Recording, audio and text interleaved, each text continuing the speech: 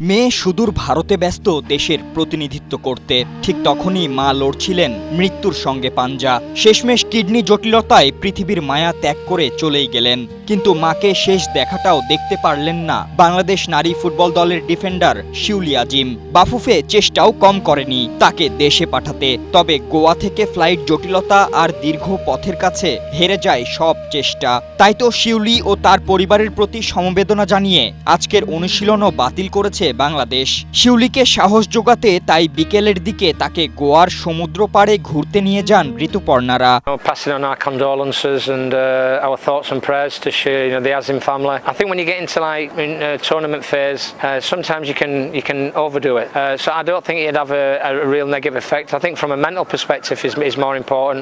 Shuli is obviously quite an experienced member of the group and obviously very well respected and well liked. SMC Plus Electrolyte Drink. Minerals ফিরিয়ে দিয়ে শরীরকে করে rehydrate ও refresh, আর তুমি হয়ে ওঠো অদম্য। SMC Plus, অদম্য তুমি, থামবে না কখনো।